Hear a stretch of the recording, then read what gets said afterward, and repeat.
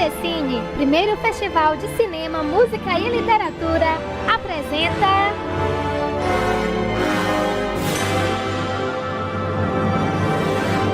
Jorge Alexandre, e eu tenho...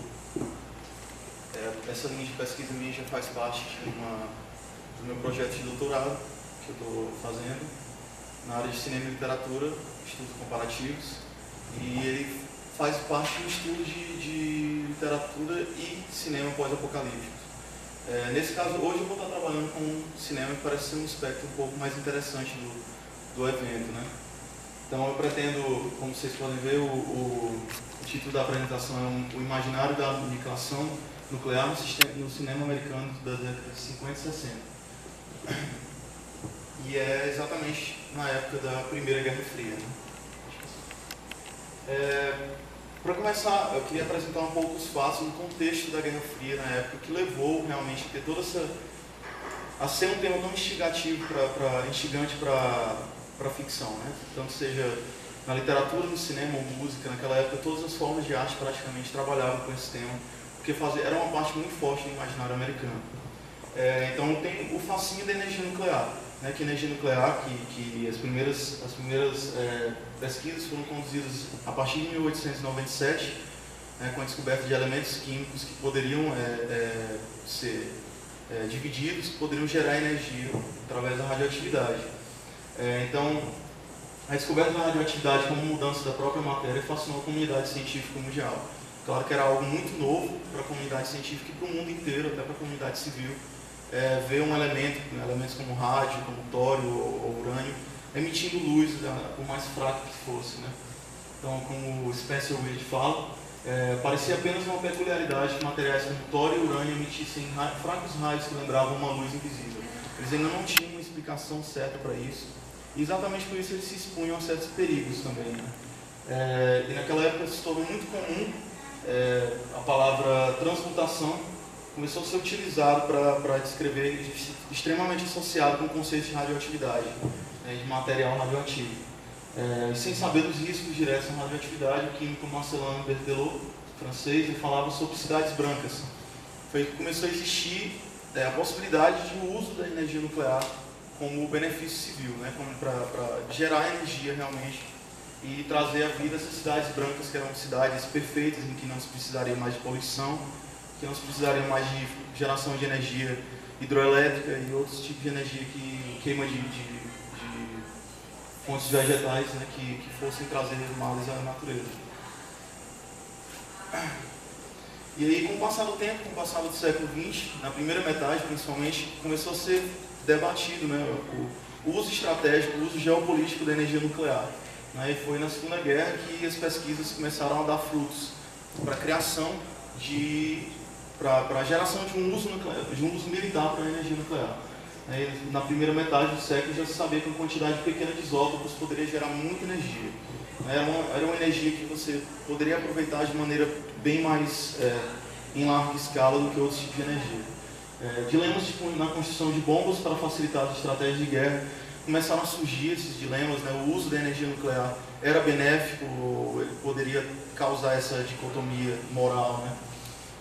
A bomba nuclear tornava a guerra mais tecnológica, mais impessoal, mais segura para os atacantes. Então, por exemplo, os Estados Unidos, que estavam numa posição bem mais favorável na Segunda Guerra, né, porque eles engajaram na guerra muito tarde, eram uma potência economicamente mais forte, para eles era muito mais interessante a utilização de armas de destruição em massa. Nesse caso, eles fizeram duas bombas, que após alguns testes com outras bombas, foram as duas únicas armas nucleares utilizadas em guerra até hoje. Que foi a Fat Man, que é essa que vocês podem ver na imagem, que é a bomba de Nagasaki, e a Little Boy, que é a bomba de Hiroshima. Quando Hiroshima aconteceu, o mundo não sabia muito bem o que estava se passando. Foi um choque para todos, inclusive para as nações do eixo, para a Alemanha, para a Itália, para as nações que tinham sido conquistadas pela Alemanha na Europa, o fato de que os Estados Unidos conseguiu, com um armamento só, varrer uma cidade inteira. Então 40 mil pessoas morreram, 70 mil em Nagasaki, com uma só explosão, em que nenhum soldado precisou entrar na guerra. Então era um artifício, como falei no slide anterior, impessoal, né? O soldado não precisava estar lá, era mais seguro, poucas vidas do campo deles seriam perdidas nesse ataque, nesse engajamento. E em 1945, em agosto de 1945, aconteceu a destruição das duas cidades por bombas nucleares. O povo americano conheceu a vitória, mas não os meios. Só quem sabia dos meios pelos quais a bomba foi atingida, atingiu as duas cidades, e o que aconteceu realmente eram as autoridades, né, tanto militares quanto políticas. O povo americano nunca chegou a ver naquela época o que realmente tinha acontecido. Tanto é que em 1954, naquela época, no meio da década de 50, quando a Guerra Fria estava em alta, eles chamam os The Long 50s, né, os longos anos 50, dois fatos chegaram ao conhecimento do povo americano que eles não sabiam e que foi meio chocante para a maioria da população. Teve um documentário chamado Operation Ivy, que era um filme de segredo de Estado, que acabou chegando ao público em 1954. E era um filme que mostrava testes da Operação Ivy, que era uma série de explosões nucleares. Eles estavam testando bombas nucleares, tanto de fissão quanto fusão. Eu vou falar um pouco sobre isso depois. Mas em atóis do Oceano Pacífico, né? Então era chocante ver aquilo, era chocante uma explosão tão grande, era distante do imaginário bélico da época. E foi aí que surgiu o avanço tecnológico das bombas, da bomba de fissão para a bomba de fusão, né? Porque o processo de fissão, você tem uma geração de energia bem menor. Você parte os átomos e eles não conseguem gerar tanta energia quanto se você fundir os átomos. E no caso da fusão, você precisaria de uma temperatura muito alta. Então eles usavam uma bomba dentro de outra bomba, que já dá uma ideia do poder que uma bomba dessa tinha. E a primeira bomba de hidrogênio, que é a bomba de fusão, foi testada em 1952. Né? E essas imagens foram a público com o Operation Ivy. E o outro fato que aconteceu no meio dos anos 50, que foi chocante para a população americana, foram as primeiras imagens de vítimas japonesas das bombas de Hiroshima e Nagasaki e as imagens da explosão, que não tinham chegado ao conhecimento do público na época. O público americano finalmente se deu conta do que eles precisaram fazer para ganhar a guerra, de toda a carnificina que isso gerou, e começou a temer que aquilo pudesse haver algum tipo de represália, né, contra eles. Obrigado. E aí começou a surgir o medo da aniquilação, de fato. O medo da aniquilação, o Weir fala sobre isso. Ele diz que a guerra psicológica era tão importante quanto bombardeiros, né? E em um certo ponto ele até argumenta que seria mais importante. Foi nessa época, o que ele quer dizer com isso é que isso define muito o termo que surgiu na época, que era Nuclear Deterrence, né? Que não possui uma tradução exata para o português, mas que significa o medo que você causa ao ameaçar o inimigo com um armamento nuclear. Que era um termo muito comum na geopolítica da época, né? Na época da Guerra Fria, quando a União Soviética e os Estados Unidos estavam na corrida nuclear. Então, Nuclear Deterrence era uma forma de você amedrontar o inimigo, ameaçando destruir ele totalmente. E isso aí era muito mais importante, era tão importante ou até mais importante do que realmente atacar o inimigo, porque você evitava um confronto interminável, né, de armamento nuclear. O Operation Ivy tinha se cristalizado como a imagem nuclear mais terrível aos olhos americanos. Aconteceram muitos acidentes na época, que era o Oceano Pacífico, tinham algumas comunidades pequenas próximas aos atóis, né? Então radioatividade, tudo aquilo gerou câncer e pessoas morreram imediatamente também. Aconteceu um acidente com um navio chamado Lucky Dragon, que significa o dragão sortudo, irônico até, porque ele estava próximo a uma das explosões e todos os marinheiros dele, quando chegaram no Japão, começaram a ter sintomas de contaminação radioativa. O Nuclear Deterrence, ele criava uma atmosfera de horror nacional. Ele gerava a ideia do juízo final, de que poderia acontecer com armas que pudessem destruir a humanidade inteira. Isso foi um pouco intensificado com a bomba de hidrogênio mais poderosa, que foi detonada pelos soviéticos no norte do Círculo Ártico, né, bem ao norte da Rússia, que era a Tsar Bomba, né, que ela conseguiu atingir a potência em TNT que nenhuma outra bomba conseguiu. Né. E tinha também o efeito fallout, que em português é conhecido como cinzas radioativas, né, e os abrigos nucleares. Foram dois imaginários que começaram a surgir meio que inverossímeis, né, naquela época, um pouco ajudados pela ficção, que a gente vai chegar lá daqui a pouco, que a ideia era de que não a explosão nuclear mataria o mundo inteiro, mas sim os resultados dela, a maneira como a atmosfera ia reagir a isso e as partículas de radioatividade iam se assentar na superfície, né? E os abrigos nucleares, porque foram abrigos bem profundos, similares aos bunkers militares da Segunda Guerra, que eram construídos para proteger a população em caso de um eventual acidente nuclear. E esqueci de falar uma coisa, a bomba naquela época, ela era vista como, de certa forma, uma violação da natureza. Ela violava a natureza, por isso muitos cientistas eram contra a bomba. Eles começaram a criar organizações como a Atoms for Peace, né, que significa Átomos pela Paz, que eram organizações criadas por cientistas que trabalhavam, inclusive, no campo de pesquisa nuclear, mas que eram contra o uso de energia nuclear para fazer armamento. Neste meio de paranoia, muitas vezes má informação, surgem as primeiras obras retratando um apocalipse nuclear. E aí que a gente tem a ficção como perspectiva sobre o imaginário da aniquilação nuclear. A gente tem, primeiro veio a literatura, a gente tem romances como O Cântico de Leibowitz, escrito pelo Walter Miller Jr., A Hora Final, conhecido como On the Beach, traduzido como A Hora Final para português, escrito pelo Neville Shute, e Dr. Blood Money, escrito pelo Philip Dick. Então, são três dos maiores romances, né, que retratam um pouco do imaginário nuclear americano, o que aconteceria caso um acidente nuclear por ataque da União Soviética, no caso, fosse feito, né, nos Estados Unidos. E também nessa época o cinema, como uma arte um pouco mais jovem que a literatura, principalmente do que o romance, ou especificamente do que o romance, começa a adaptar algumas dessas obras e fazer suas próprias obras que são mesmo roteiros originais começaram a ser montados e também adaptações dos maiores clássicos de ficção pós-apocalíptica. A ficção científica no cinema propunha fins absurdos para a humanidade, né? Começaram a ser feitos filmes que não imaginavam realisticamente como seria um apocalipse nuclear. Eles começaram a mexer com a ideia de criação de mutações, com a ideia de uma bomba só destruindo o mundo inteiro, como se fosse um apocalipse dos dinossauros, né? E isso começou a gerar uma paranoia ainda maior na população americana. O povo americano, durante essa época, era um assunto mais falado na mídia e até mesmo no meio acadêmico. A estimativa era de que nos anos 40, a cada 300 trabalhos acadêmicos feitos pela comunidade científica mundial, um era sobre energia nuclear. Aliás, anos 30, desculpa. Nos anos 30, um era sobre energia nuclear. Nos anos 40 passou a ser 20. E já nos anos 50 e 60, esse número aumentou muito mais e foi feito uma estimativa de a cada 1000 trabalhos acadêmicos de física e química, 250, em torno de 250 a 300 eram sobre energia nuclear, para uso civil ou militar. Então, Susan Sontag afirma que pesadelos coletivos não podem ser eliminados somente por serem intelectual ou moralmente falaciosos. Então, o fato dos filmes serem absurdos e falaciosos não eliminava o fato de que eles causavam, sim, um medo na população, e que eles geravam esse pesadelo coletivo, como ela afirma.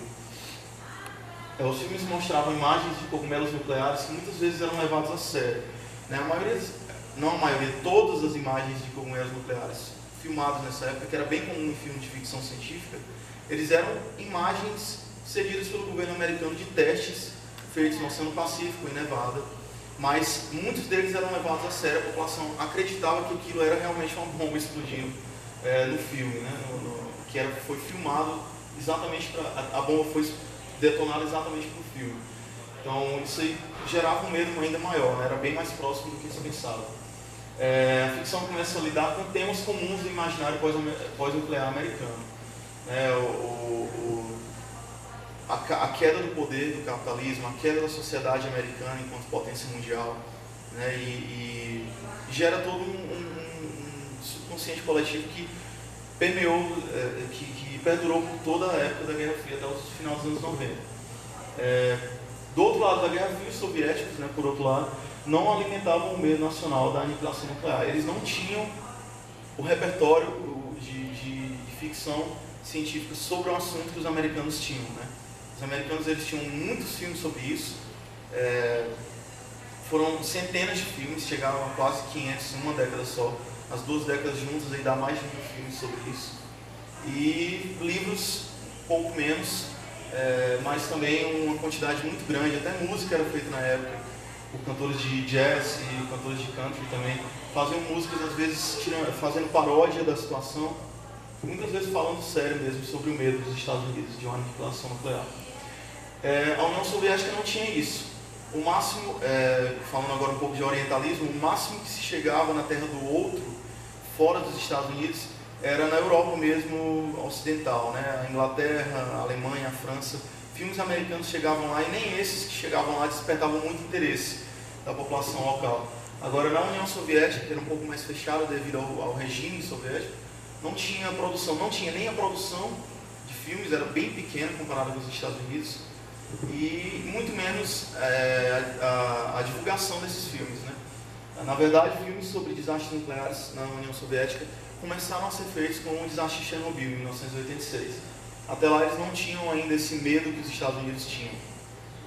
No Japão, filmes de monstros marinhos eram nutridos através das imagens ainda frescas da devastação de Hiroshima e Nagasaki, né? Então, o Japão era algo bem mais palpável, né? Era algo bem mais cru para eles. Então, eles começaram, como eles eram... Tudo isso tem a ver com o imaginário de desastre do Japão também. É um país que sempre teve infortúnios naturais, terremotos, e sempre sofreu por isso e pela falta de espaço. É um país focado pelo Oceano Pacífico, e dessa forma não havia melhor maneira, mais conveniente para os artistas, principalmente para os diretores de cinema, a não ser fazer filmes sobre monstros marinhos que eram resultados de bombas nucleares. Aí vocês têm o Godzilla como o maior exemplo, né? Agora eu queria propor alguns dos temas que eram gerados pelo medo nuclear, pela ficção, como a ficção afetava a sociedade, e da mesma forma como havia também essa troca de contexto histórico, como a realidade entrava na ficção.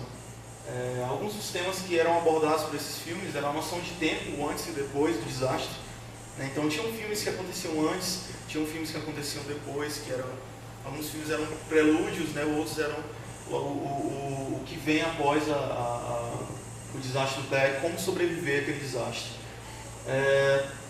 Essa noção do tempo ela é interessante porque tanto um quanto o outro é como se houvesse um espelho entre os dois, né? E um olhasse, aliás, é como sim, isso mesmo, um espelho, e um se visse de uma certa maneira tentando enxergar o outro, né? O futuro, o antes da bomba, ele enxerga o momento da explosão como um retorno ao primitivo, como um retorno ao antes, né? Mas ao mesmo tempo ele pensa no futuro. O país que se sobressair de uma guerra nuclear, ele vai ter a vantagem no cenário geopolítico. Já o logo após a bomba, ele olha para o passado, né? Ele tenta se encontrar numa situação de completa desolação e abandono tecnológico. Eles não têm mais os confortos que eles tinham antes. Eles tentam olhar para o passado e reconstruir tudo aquilo que foi destruído. Tem até um livro escrito pela Claire Curtis, que ele fala sobre esse imaginário do contrato social de Rousseau e como isso pode ser discutido na literatura pós-apocalíptica. Não é bem o meu foco, mas é muito interessante se notar essa ideia do começar novamente, que é muito comum na ficção pós-apocalíptica. Tem também a ideia de sobrevivência e primitivismo, que foi o que eu acabei de falar do após o desastre, que o ser humano ele tem que lidar com os destroços do mundo moderno e retornar às raízes primitivas, né? Muitas obras tratam de caça, muitas obras tratam de realmente um retorno à não linguagem, né? Seres humanos balbuciando ao invés de criarem comunicação linguística realmente. Eles não... o Cântico de Leibowitz, por exemplo, é sobre um desastre nuclear em um monastério com monges cristãos que sobreviveram a esse desastre. Eles estão tentando guardar conhecimento religioso e tal. E as tribos externas ao monastério, elas tentam invadir o lugar, e elas são muito primitivas, elas não possuem linguagem avançadamente codificada. Então, ele lida muito com esse campo de primitivismo, mas toda essa fragmentação temporal é muito comum na literatura, na arte pós-apocalíptica, na ficção pós-apocalíptica. Tem também o medo da perda da comunicação global, e aí a gente entra na parte do... Porque na época, principalmente, televisão era uma coisa nova, rádio era uma parte muito importante da cultura americana, então era amedrontador para os americanos perder a habilidade de se comunicar uns com os outros. Então muitas dessas obras tratam, um dos primeiros traços da descoberta de um desastre nuclear é a falta do rádio, a falta da televisão, a falta da comunicação entre comunidades, né? Principalmente a comunicação com o mundo, e saber que está sozinho, isso é um fator muito importante no meio nuclear. E também tem o imaginário da monstruosidade, da mutação, né? E isso Spencer Weird fala que se testes nucleares violavam a ordem natural, talvez então era esperado que monstros surgiriam do útero da Terra contaminado. Então isso aí a gente retorna a característica do cinema pós-apocalíptico japonês, do monstro marinho que surge como efeito da radiação, como efeito da ignorância humana. E outras imagens de mutação eram surgidas nessa época. Dr. Blood Money, que é o romance escrito pelo Philip Dick, que eu citei mais cedo, ele trata sobre o outro, né, a imagem do outro através da deformação física. Um dos personagens principais, ele sofre de focomelia, né, e ele nasceu daquele jeito, mas ele é tratado de uma maneira muito mais negativa após o desastre. Após o desastre, ele é visto como se a radiação tivesse causado aquilo nele. Então, essas imagens do outro como um monstro, como um ser mutante, elas começam a surgir também no cinema. E isso é só um exemplo mais baixo, né? Tem coisas muito piores, como fusão de animais, inclusive o ser humano com outros animais. Tem essa ideia de mistura de seres vivos, é muito evidente na ficção pós-apocalíptica. Tem também a ideia do confronto entre a cidade e o campo, que era uma ideia muito interessante. Na cidade era onde o perigo morava. O campo era finalmente o foco do ser humano na modernidade, né? Que o ser humano se tornou para as cidades, né? Principalmente para as metrópoles, e isso é muito importante, principalmente no imaginário americano. É uma sociedade que vive sob o modo de produção capitalista e, portanto, depende das metrópoles para que a nação pulse de maneira vital. E no cinema isso foi muito retratado. Filmes em que a cidade passou a ser a fonte de fobia da população americana. E o campo era o refúgio, era o porto seguro da população. Então, tem um filme que eu vou falar um pouco à frente, que é o Five, que ele trata exatamente da sobrevivência de 5 pessoas no campo e como essas pessoas estavam amedrontadas pela ideia de voltar para a cidade para poder procurar sobrevivência. Tem também o sacrifício da civilização, você tem que abrir mão de certos eventos civilizatórios, certos confortos da civilização, principalmente pelo medo da libertinagem, o medo do crime como resultado do desastre natural, do desastre nuclear, desculpa. O desastre nuclear ele cria esse senso de liberdade, que não há mais ordem, não há mais lei, a civilização foi destroçada. Portanto, cria-se esse senso de que tudo pode ser feito, e isso, pequenos bandos de fora da lei começam a surgir. E com isso, a ideia de lá se torna diferente. A ideia de lá não se torna mais a ideia de conforto, e sim de refúgio, né? Existe a ideia de refúgio, que é até associada com a ideia de cidade-campo, que é de você fugir do que está além da lei, né? Do que está cruzando a fonte, cruzando a linha da criminalidade, né? E isso é bem evidente, porque com a falta de lei, tenta-se tomar vantagem uns dos outros, e com isso cria-se um medo ainda maior. A destruição também do capitalismo e americanismo, que eles ficam sob cheque, né, durante um evento nuclear. O conforto não só da civilização como um todo, de todos os confortos globais, mas também o conforto do capitalismo americano, que estava em seu pico, né, no meio do século XX. Eles tinham alcançado o posto de maior potência econômica, militar, e com isso começaram a criar traços de cultura bem associados, uma simbiose muito grande entre a cultura americana e o capitalismo, que a gente vê hoje muito mais evidenciado, mas que na época já era muito alto.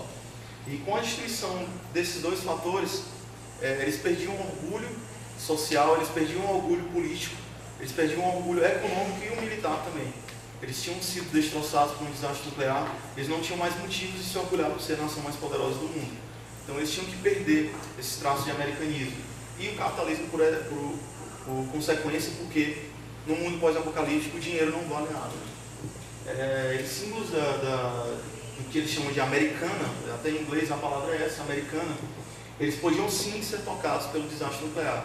Então, símbolos americanos são, por exemplo, a torta de maçã, a Estátua da Liberdade, o Empire State Building, são símbolos dos Estados Unidos, símbolos do conforto e do poder econômico que os Estados Unidos têm.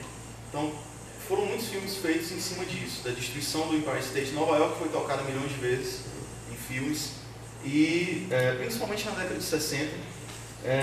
E esses símbolos americanos começaram a ser destruídos. As imagens da Estátua da Liberdade sendo atingida por uma bomba nuclear era muito chocante na época. Hoje em dia é corriqueiro, porque muitos filmes já foram feitos, se tornou uma cristalização fictícia, né?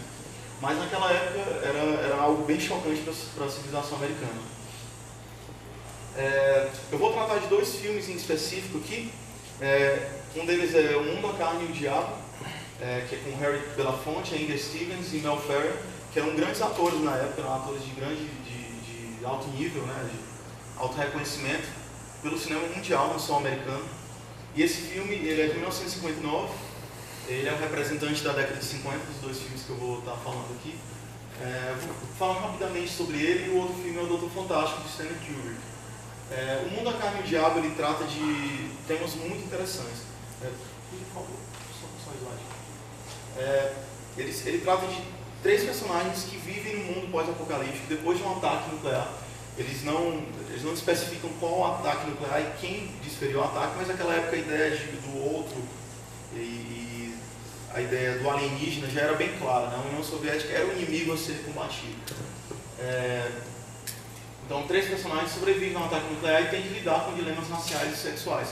Como vocês puderam ver, um dos personagens é negro, e ele é colocado no filme de uma maneira proposital, exatamente para incitar a discussão racial, para incitar a discussão do papel do negro na sociedade americana da época.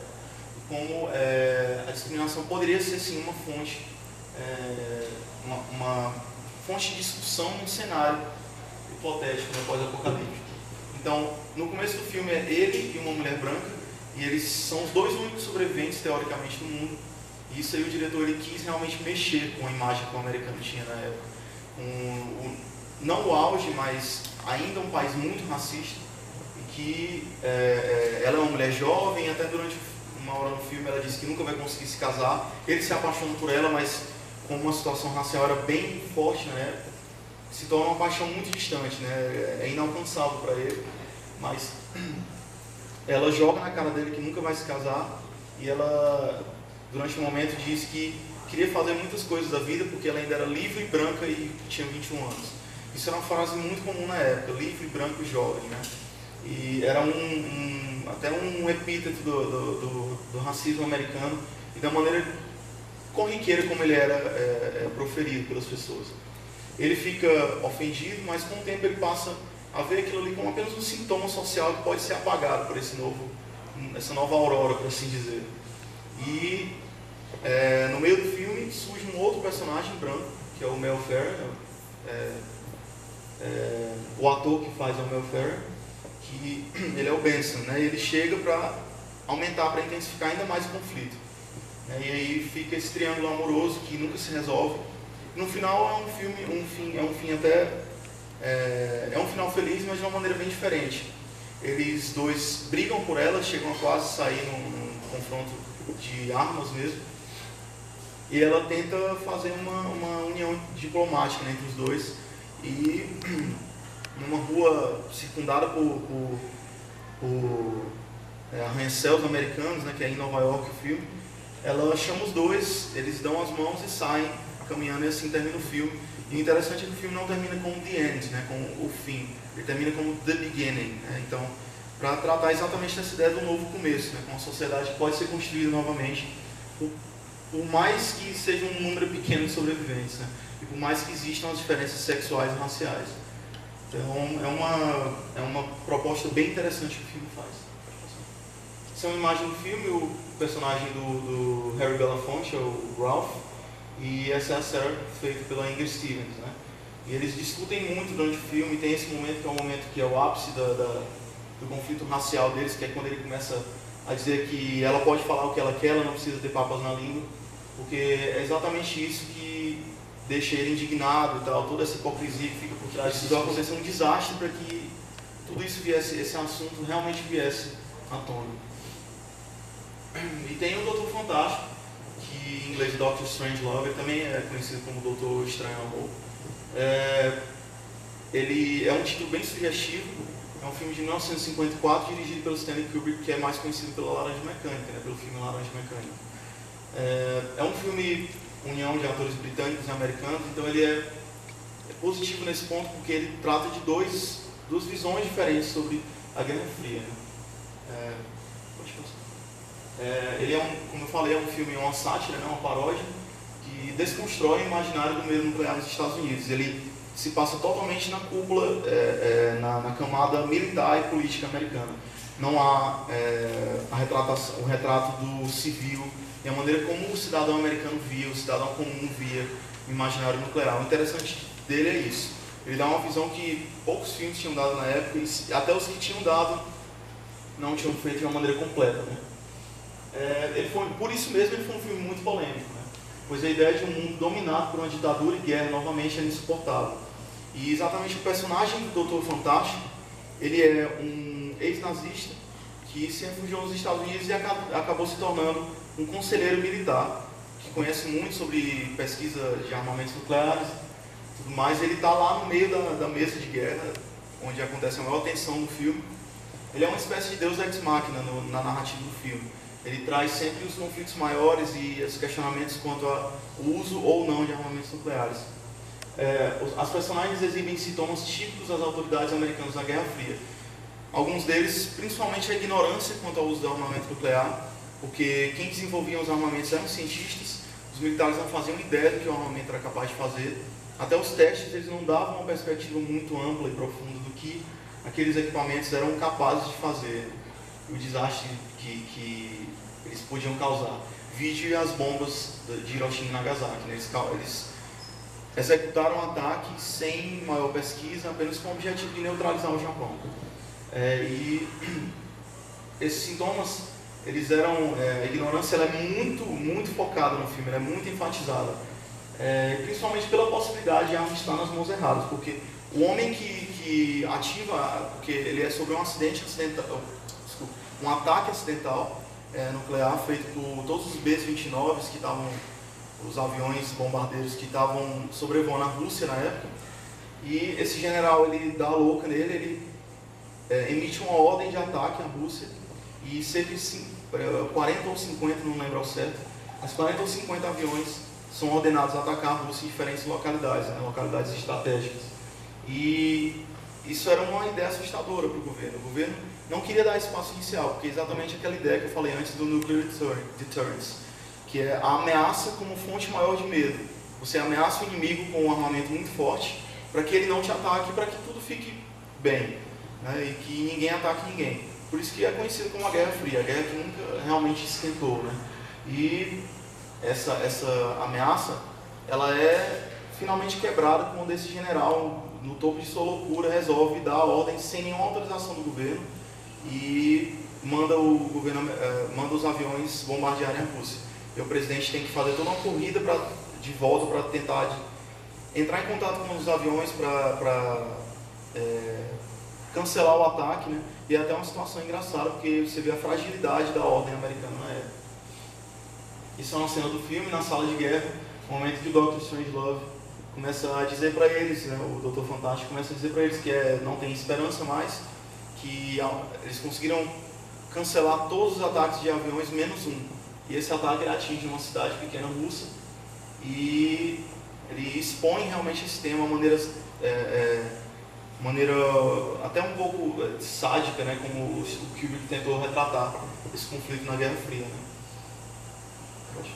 E aí, só para finalizar, eu trouxe mais exemplos de 3 filmes, dentre muitos outros, poder ter mostrado bem mais, assim, mas tomaria muito tempo, mas esses 3 principalmente porque eles são filmes que foram importantes nessas 2 décadas de retratação do medo nuclear americano, de como a Guerra Fria poderia realmente entrar em erupção e um ataque nuclear poderia existir.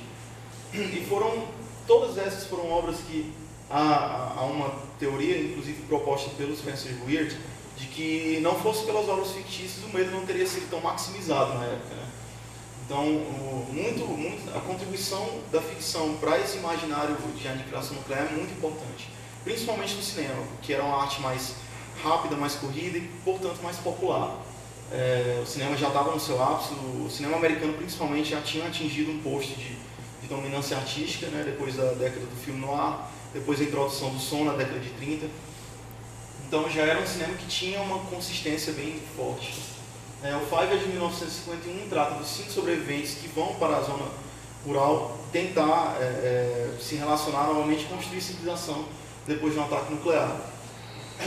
A Hora Final ela é adaptada de um romance do Neville Shute, que é On the Beach, né?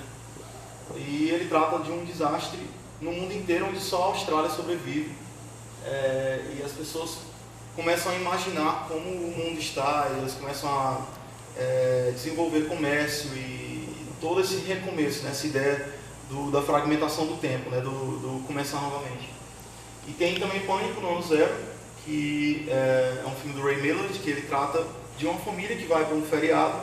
Eles saem da cidade natal deles, que é Los Angeles, e no momento que eles estão no meio da estrada, um clarão aparece no horizonte e é a explosão que aconteceu em Los Angeles. E eles têm que sobreviver num mundo que está totalmente desordeiro. É talvez um filme que trata mais da ideia da desordem, do caos social que um desastre nuclear causaria. E ele é de 1962, então já é da década de 60, onde os filmes eram um pouco mais sofisticados, eles tratavam de variáveis bem mais amplas, né, de um desastre nuclear.